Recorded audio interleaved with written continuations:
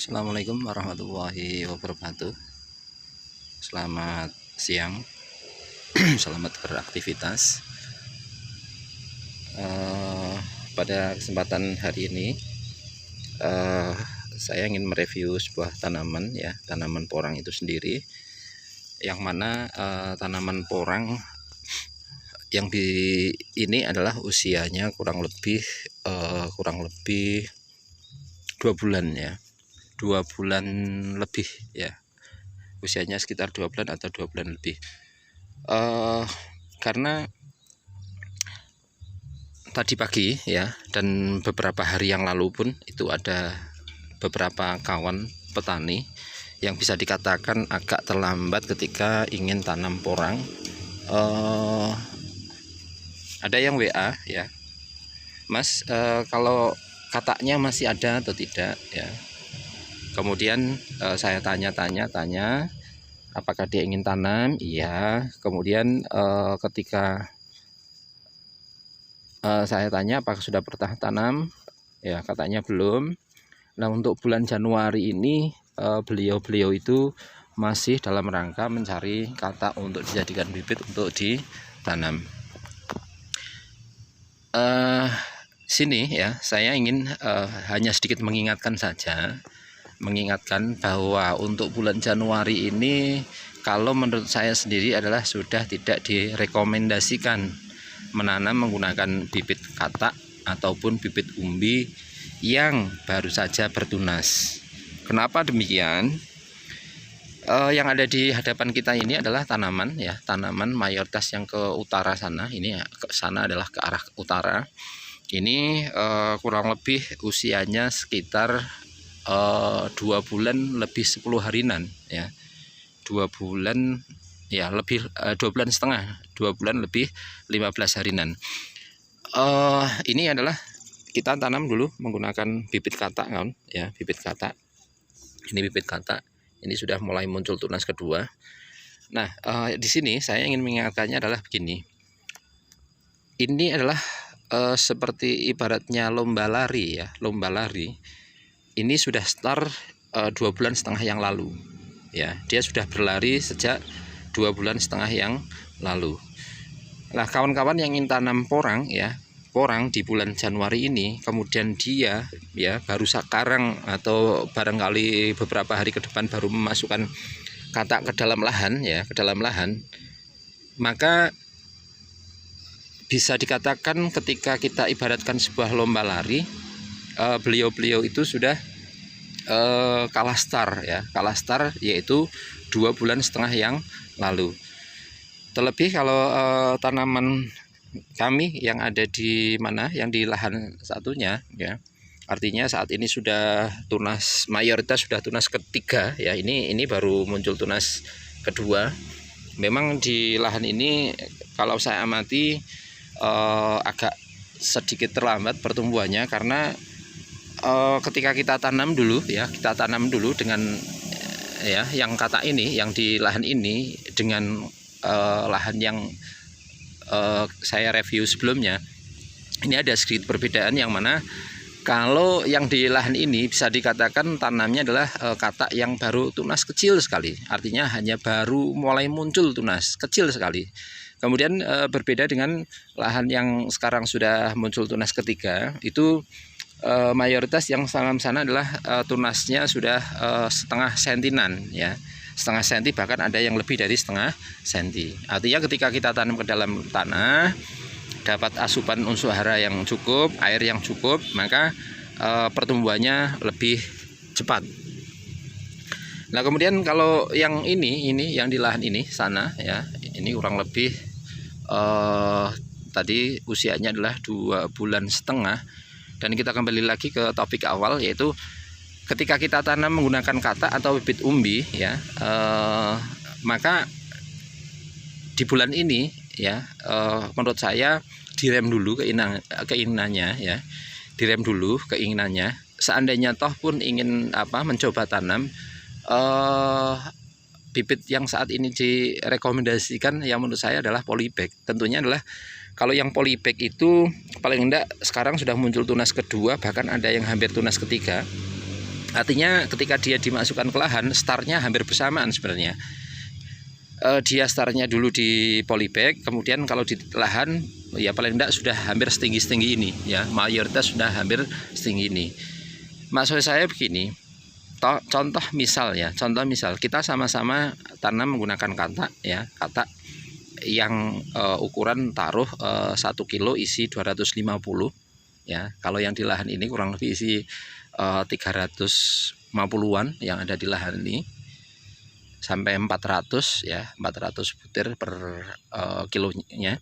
Contoh misalnya kita tanam menggunakan katak yang isi 250, kita tanam di bulan Oktober, kemudian dengan katak yang ditanam dengan bulan Januari ini, nanti hasil akhirnya dalam satu musim itu berbeda. Contoh misal kalau tanaman ini nanti tumbuh tunas, taruh tanaman yang menggunakan katak tadi mendapatkan umbi sekitar 3 on. Nah, yang tanam di bulan Januari ini seandainya hidup pun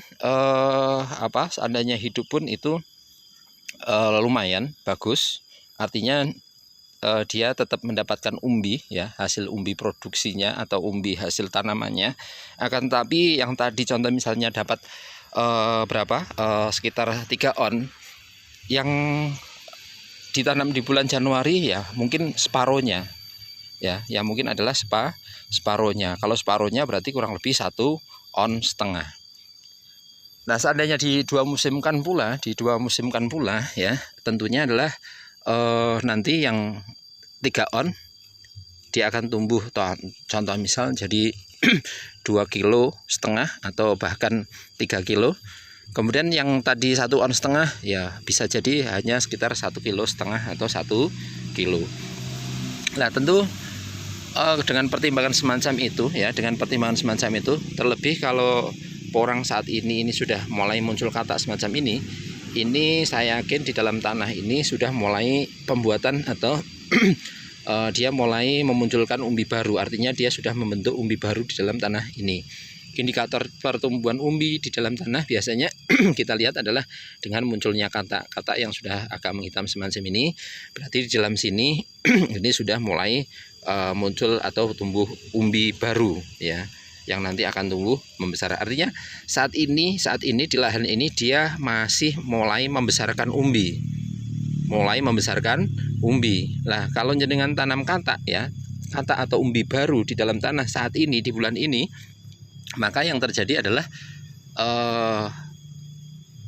bulan Februari nanti baru kuncup ya, Maret awal atau akhir Februari itu tumbuh daun semacam ini, kemudian Maret itu mulai ngisi umbi baru, April hujan sudah mulai jarang-jarang, Mei-nya dorman. Yang terjadi adalah umbi yang kita miliki atau yang dihasilkan dari tanaman ini ya tentunya adalah lebih kecil kalau kita tanamnya adalah di bulan Januari, karena dia ini sudah mulai berkembang umbinya sudah mulai membentuk. Jenengan tanam katak saat ini, maka nanti hasil akhirnya tentu akan berbeda dengan tanaman yang sudah ditanam 2 bulan yang lalu atau terlebih 3 bulan yang lalu. Ini hari ini saya membuat video semacam ini ya, dalam rangka mengingatkan kepada teman-teman petani yang ingin tanam porang dan tergugah hatinya adalah di bulan Januari, alangkah baiknya jangan cari katak ya, Yang ditakutkan satu, kalau kita tanamnya katak bisa jadi kalau kataknya belum bertunas, bisa jadi itu adalah katak hasil panen musim ini. Karena beberapa kawan petani itu ada yang sudah start tanam duluan, ada yang di bulan Juni, ada yang di bulan Juli, dan saat ini katak sudah mulai ripah atau mulai jatuh dari tanamannya, dari pohonnya. Nah, itu kalau kita tanam langsung ke dalam tanah katak yang ripah di tahun ini, maka insya Allah tidak tumbuh, dan tumbuhnya insya Allah mulai tahun depan atau musim depan. Ini oleh karena itu saya ingatkan kepada kawan-kawan yang ingin tanam porang, rem dulu niatnya, bulatkan tekad dulu ya. Nanti musim depan carilah benih katak ataupun umbi itu lebih awal lah, lebih awal. Kalau di Jawa ya, terutama ini saya di Jawa Tengah itu biasanya tanam porang itu adalah di bulan Oktober. Maka paling tidak di bulan Agustus lah kita sudah punya bibit ya, kita sudah punya benih, atau bulan Juli atau bahkan di bulan Juni kita sudah punya benihnya untuk ditanam di bulan Oktober atau di akhir Oktober bahkan atau di awal Novembernya. Melihat dari MDPL setempat, kalau MDPL-nya agak tinggi biasanya hujan lebih datang lebih awal ya. Oktober itu di daerah saya sudah mulai hujan, itu sudah berani tanam porang ya, tanam katak itu sudah berani kemarin. Akan tetapi kalau di daerah-daerah MDPL rendah atau pinggir pantai, maka rem dulu, usahakan tanamnya adalah di awal-awal Novemberan, jangan di Oktobernya. Nanti ditakutkan adalah terlalu panas, kataknya malah gosong, tunasnya tidak tumbuh, yang terjadi nanti malah kita rugi sendiri. Itulah kawan, kenapa alasan kami, ada yang tanya, beberapa teman ya WA saya mencari katak memang untuk ditanam di bulan ini ya. Tidak kita rekomkan ya, tidak kita rekomkan. Seandainya beliau berkenan pun sedikit memberikan masukan saja, tolong jangan tanam katak atau umbi di bulan Januari. Yang terjadi adalah seperti lomba lari, startnya saja sudah kalah ya, tentu nanti hasil akhirnya juga beda umbi yang dihasilkan. Taruh ini nanti kalau 2 musim dapat 2 kilo, yang tanamnya startnya belakangan nanti bisa saja dapatnya hanya 1 kilo. Coba kalau dikalikan ya, taruh petaknya adalah 1 petak 1000 meter persegi, tanamannya contoh misal ada 5000 tanaman, yang seharusnya dapat 10 ton, maka malah dapat hanya 5 ton. Memang kedengarannya agak ada larangan, tapi kalau kita pikir secara realistis ya, kita dengan logika memang terjadinya semacam itu. Ya, oleh karena itu kawan-kawan tolong yang ingin tanam porang ya di bulan Januari rem dulu, nanti hasil akhirnya bisa beda ya. Dan rugi sih enggak, cuma seharusnya kita taruh dapat nantinya 10 ton ya, maka hanya dapatnya adalah 5 ton.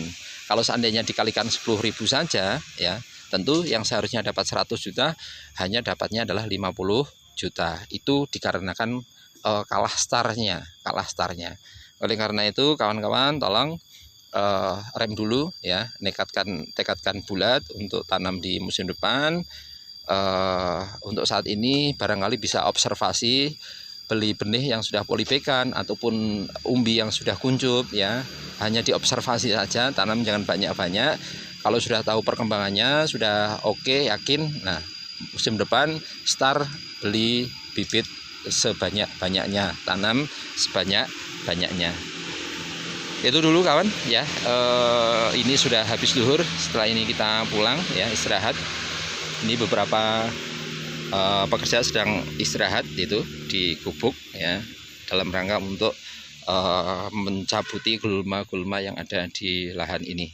Terima kasih, selamat siang, selamat beraktivitas, salam sukses selalu petani porang Indonesia dimanapun Anda berada. Jaga porang kita, rawat porang kita agar nanti hasilnya sesuai yang kita impikan ya. Terima kasih. Assalamualaikum warahmatullahi wabarakatuh.